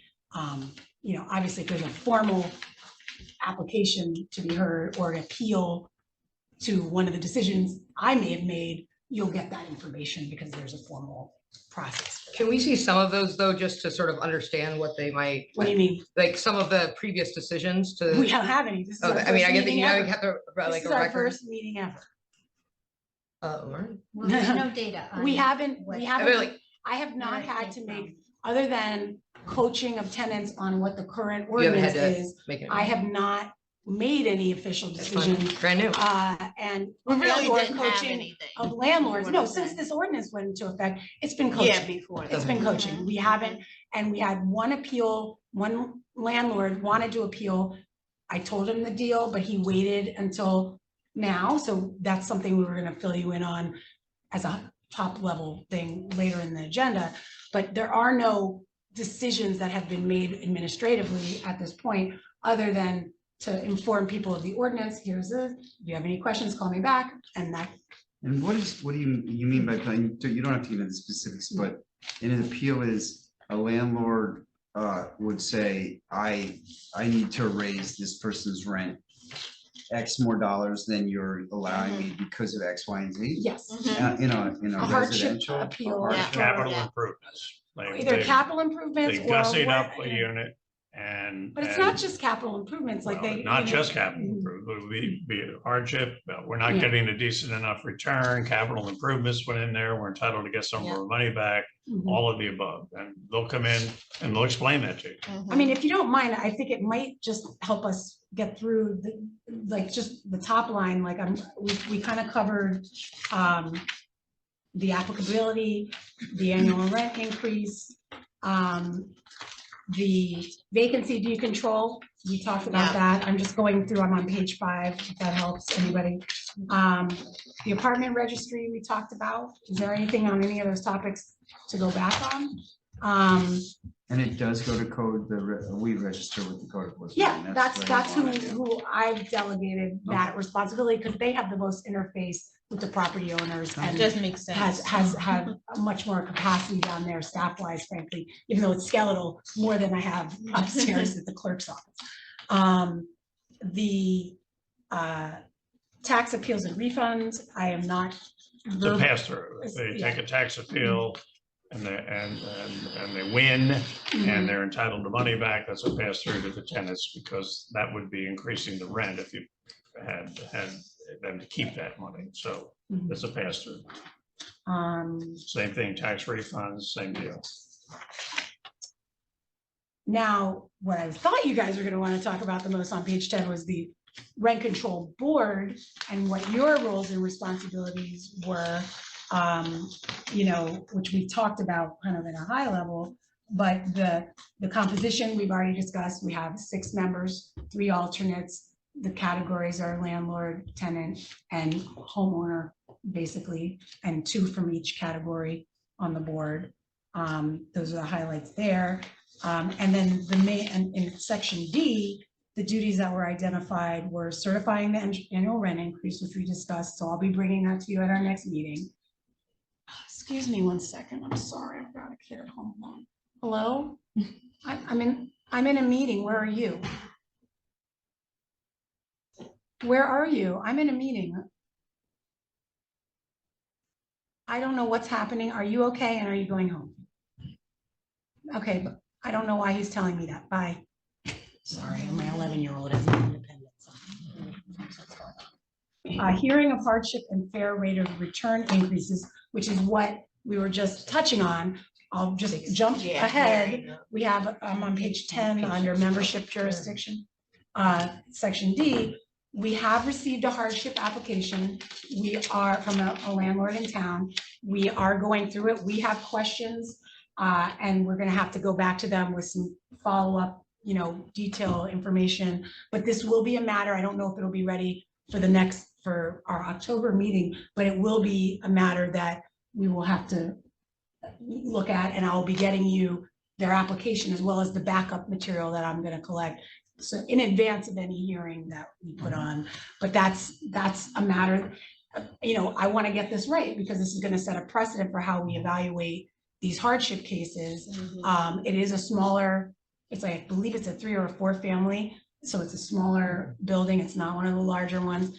And it's not a, you know, professional landlord in this situation. So we're gonna try to work with them through this process. And I know I've heard from both the tenants and from the landlord in this matter. And this was one of those things where I explained to them where we were and this is what's gonna happen. And so now it's starting to take shape. So this is something we may need to bring in somebody to evaluate the numbers for us, give us, and there's provisions for us doing that in the ordinance. So that's the kind of matter we'll have to hear and the board will have to take action on. Hearing of tenant applications for disposition of tax refund, which I kind of just explained that. I guess in the event a landlord doesn't volunteer to do that, there's an opportunity for a tenant to make that happen. Number 4, hearing challenges to the decisions of the borough administrator or his or her designee regarding tenant challenges to the annual rent increase. So it's a pretty straightforward calculation. So we felt in the ordinance that that'd be a matter that I could review, show me your lease, show me the thing. If I feel the landlord has done it properly, I'll say, I'm sorry, the landlord has done it properly, tenant, but that tenant always has the opportunity to come back to this board if they feel I didn't impose, I didn't see it right or whatever. All duties and responsibility of local agency concerning protecting certain senior citizens and disabled persons from condo conversions. I guess this is something that's a statutory thing, Ed, about the condo conversions. You'll have to maybe speak to that a Yeah, little more. I But mean, if you're a senior, you've been in a unit, they want to convert it to a condo, you have certain rights to stay in the unit until, I guess, you croak. And then they can convert it, but okay, yeah, it's a senior, Yeah. it's a whole. so that's one of those things that's governed by other Right, for statutes. seniors. Yeah. Yeah, under Um, the state. And then this capital improvement surcharge, review We just approval of the mentioned, cost. Should we get one of those surcharge requests in, that's, I guess, something this board will have to reckon with. Again, we recognize there may be times where even Ed and I and all of our genius may not have all the expertise. And if we have to bring in a CPA or somebody else to help advise us, we'll do that to get it right. And then E talks about my responsibilities and or if I delegate said responsibilities. So supplying information and assistance to landlords and tenants to help them comply. I could say that's, 99.9% of what I've been doing with the support of Emma and code enforcement. Calculate the annual rent increase and present it to the board. Hear and decide upon tenant challenges to the annual rent increase. Convene the rent control board for hearings and adjudicate.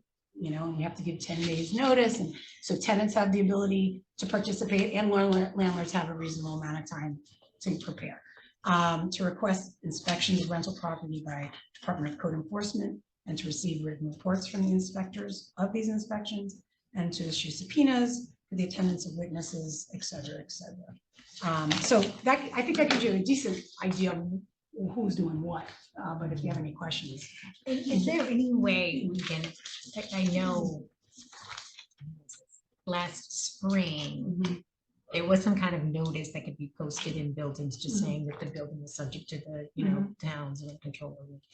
Is that something we're requiring landlords to post or to? I believe it's in the ordinance, is it, or is Yeah, it that it they- has to be handed out? There is a posting that's required to say this, the tenants in this building are subject to the Right. Highland Okay. Park ordinance such and such rent control. And it also has to be a disclosure when you sign the lease. Got it. Okay, so I guess that's something that just needs to make sure. Yeah, and I think one of the things that comes to mind, within our own processes, as we're doing routine inspections, that's something I can ask that inspector to just take a look. Is there a central place? I think initially we're gonna be a little flexible because we know it's a new Yeah, they don't policy know. and it's Right. like, let's give people the benefit of the doubt.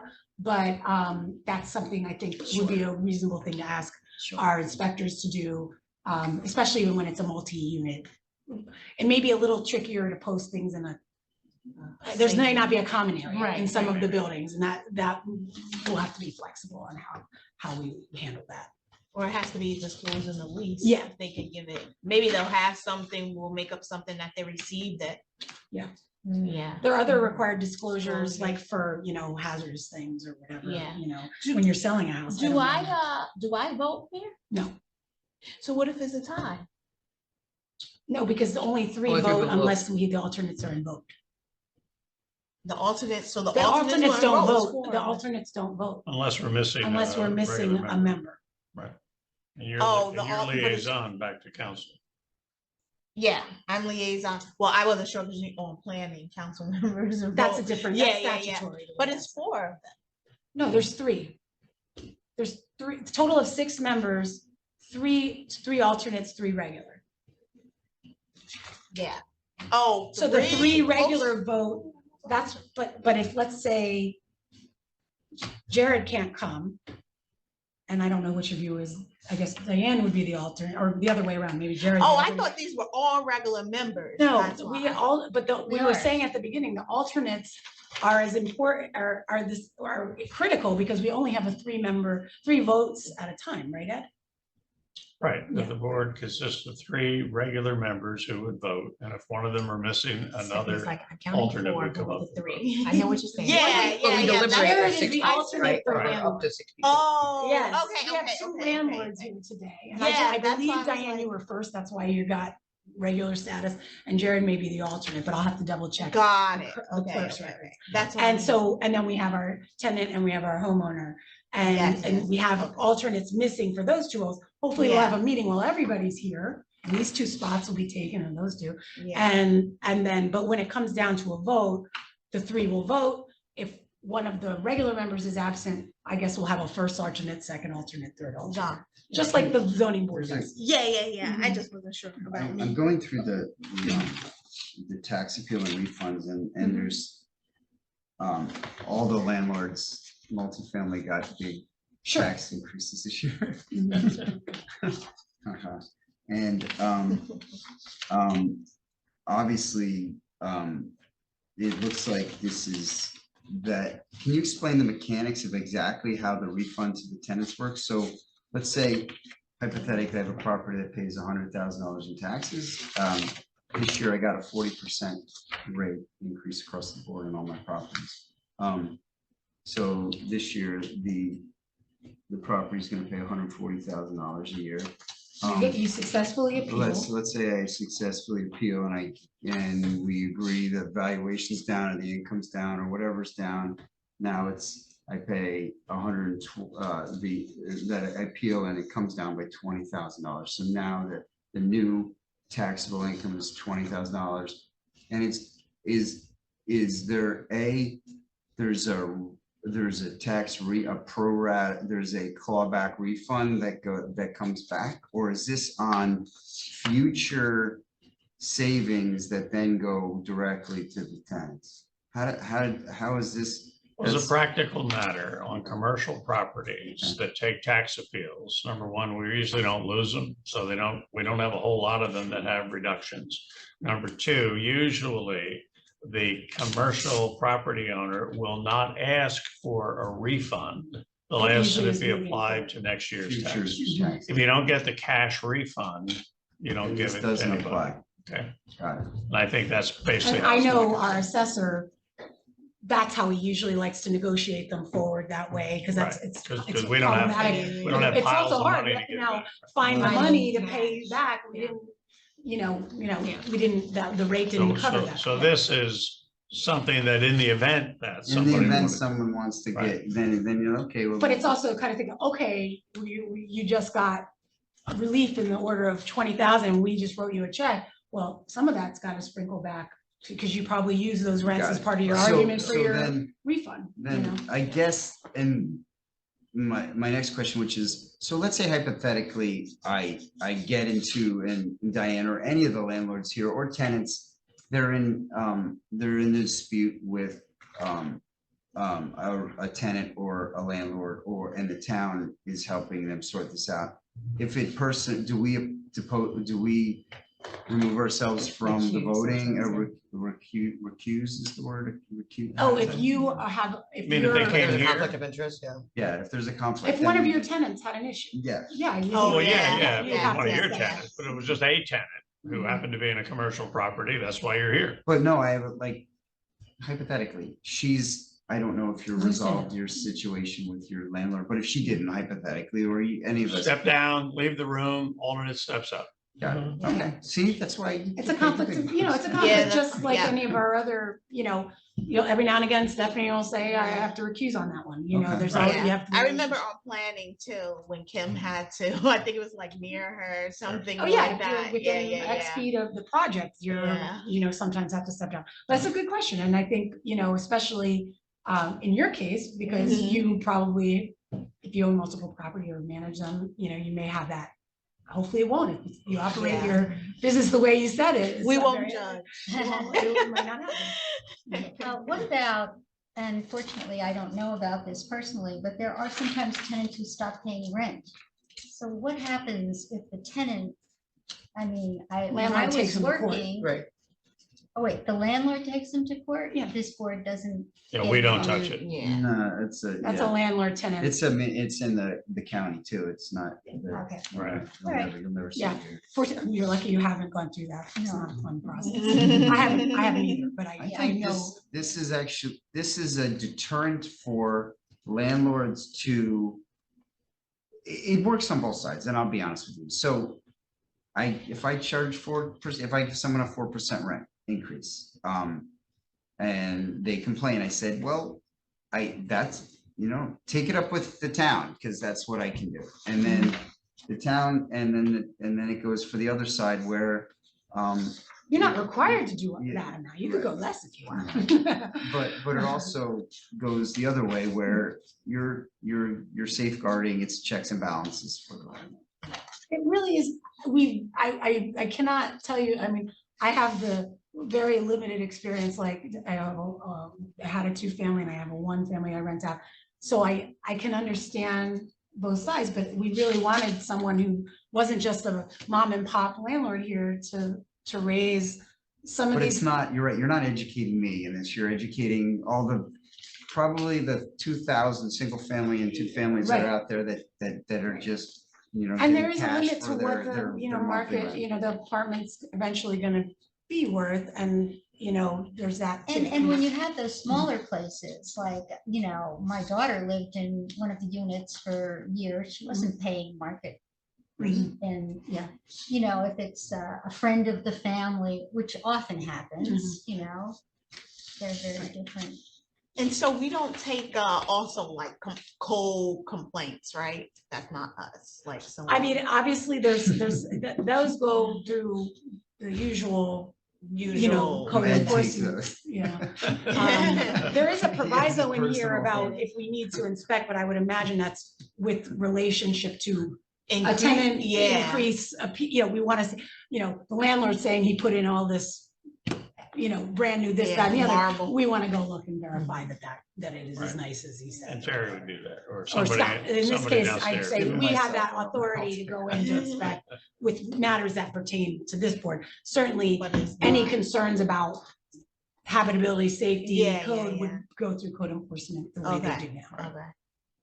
Yeah, this isn't, a lot of times the two are connected, habitability, sometimes when the rent increases come, then the landlord, the calls come to the town for a lot of reasons, but this is just based on, I got a rent increase, and then we say, was it below 4.5%? Right? Is It that just, a- it basically, whatever our threshold is, and that's the easy, that's why we wanted to make it manageable, because frankly, the old one was so hard to understand. So I was really determined that I would at least know what my job was, what the staff's job was, and then frankly, what this group was here to do. So that's why that section is as clear as I could, because that was the part I was frankly the most focused on. The only thing I think can make your and Ed job easier is, I think you're over, and she may think I'm wrong, but over complicating the CPI. This is done in a lot of towns, and it.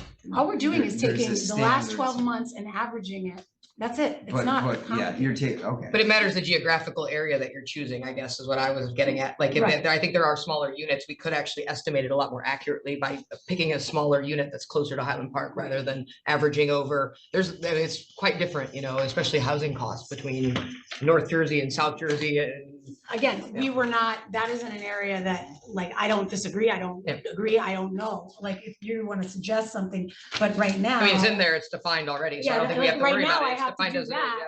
But if there is a better way to do it Moving moving forward, I would be actually, it wouldn't be hard. If you want to tell me your recommendation, it would be interesting to I'll go back and compare Mhm. what our ordinance versus yours, and they probably are going to be not that far away, if I had to. No, know. I don't think. I think, that. so that's mean, why, there may be some these are easier fluctuation, but I numbers don't- to get for us on the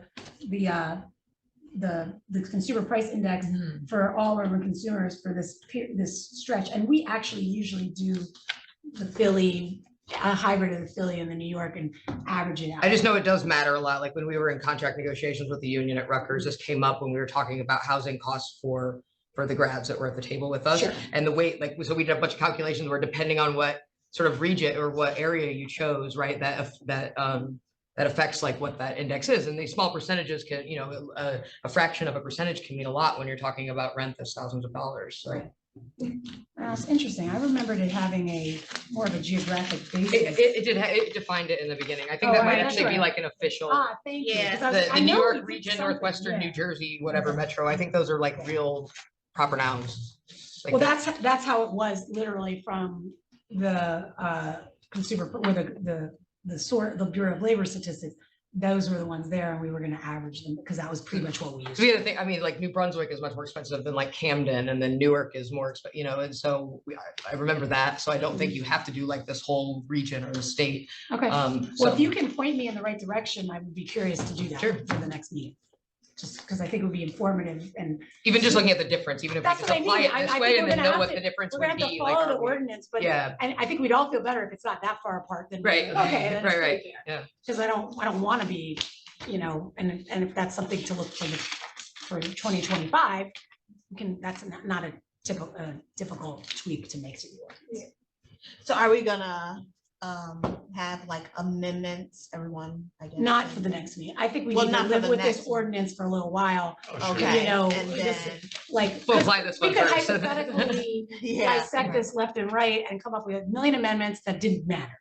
yeah. You know, let's live with it for a little bit. And- Also, because there Okay, may be like okay. unforeseen things in here, Yeah. when it starts going, we actually get real world cases, right? Right. Like when we try to apply the hardship criteria, it's gonna be interesting. Yeah. Yeah. I won't lie with you. Even more, like, so we don't drive him crazy, because he Mhm. drafted this. Mhm. Like, maybe if we have opinions or things we sit down individually, and maybe we come up and say, so we come to consensus, that's not important, so we don't bother him with it. You know what I'm saying before, right? Because there's That probably a lot saves in you here that could from- be that's- better, I'm- but I'm it's, on your it's side. gonna be in a blue moon imposed. Yeah. So that's why I Well, think, only other, well, committee or board we ever dust off like this, and we had to do was historic commission, and that took forever going back and forth. no, but and this, back and I think forth. this is a little more of a technical. Yeah, it's more, we a little- need to move And on. we, like, I think it is gonna be, you know, we haven't done it, and we're trying to do something that Yeah. strikes a balance, fair, for sure, but also not administratively burdensome, but if we're finding a problem and that means we have to staff up, then we'll have to figure it out, you know, we're gonna have to. A see if line it's- item for. But I don't think we're there, so I think we need to get through our first appeal and then some other stuff and Mhm. live with this process a little bit. And certainly by the end of next year, I would imagine if there's some things we need to deal with, we're gonna deal with it. Yeah. You're gonna be surprised that it's not, once it's in motion. it I hope so. Yeah. I mean, the intent was to really be a resource and a backstop from kind of bad actors out there. So that, I mean, is this, Yeah. like, everybody's gonna have to read this So on we're their gonna own. talk about the Mhm. pending applications at the next meeting. Yes, I think what I want to talk to Ed about is how do we package that up? We need to, I already have a million questions based on my read. I know Ed was kind of pulling things together. I think before I'm even comfortable bringing it to you guys, you're going to ask me all those same questions. So we need to get some more information from the landlord, clarifications, maybe one of the questions is like, do we need to get anything more documented versus take him on his word, things like that. Those are the kinds of things we're gonna have to suss out, and you're gonna help guide us through that with what you want. But I feel based on what I saw, we need more information. We didn't know. We put the application together because we said it was our job to put an application, but now you see somebody hands in an application and you go, I need a little more. And so we need to go back, and we've already let them know we'll be back in touch with some additional questions. Okay. So certainly by the next meeting, I think we could give you a little more But what information. what are in the application? Is it just? I can give you I'll send you guys the application. I don't have it on me. So you can see what the blank one looks like. And Yeah. I think, And Jared, an this is an appeal- area where This is an appeal application, or this is the hardship actual? appeal from a hardship? landlord. Yeah. So they're basically saying the rent, I can't make it work with this rent increase. I'll tell you a little flavor. They purchased the property before the ordinance went into effect. So too far? Nope. You Okay. So- can't talk about it with The them not reason- here. Sorry. The reason I That's why say you have an that, attorney at the Terry, meeting. is because this very patient member of the public Mhm. has been sitting here And there's a throughout our public entire comment meeting. period, right? And I Yes, wondered- that's where we were we getting have. to, Yeah, yes. we have. Oh, I thought you were asking for information about it then. Well, and I just apologize. wanted to, So yeah, Online too. let me go check the computer. We but have, Certainly, did you want to say something? We have an opportunity for public comment over here. And it looks like there's one person at home. They bared with us. By the name of Steve. If Steve, you want to Hello, say Steve. anything, please raise your hand on the Zoom app. Did you want to say, I appreciate it just because that's where the mic is, and I think you'll be on the camera. So thank you for your patience. This was a reorg meeting. Sure. Oh. Yeah, I just want to say. did you thanks, have I'm state her name? Oh, yeah, please just give us your name. Oh, and my name's what Steve. you can- Where you live. Michelle. I'm on the north side of Mhm. Highland Park. Mhm. I'm a renter. I've been a part of the community for the last like 5 years. I'm also a member of Rutgers grad students. I'm also an international student, so I'm really grateful that this ordinance exists. And I just actually wanted to comment based on some of the discussion that, well, a large portion of Highland Park is Rutgers grad students.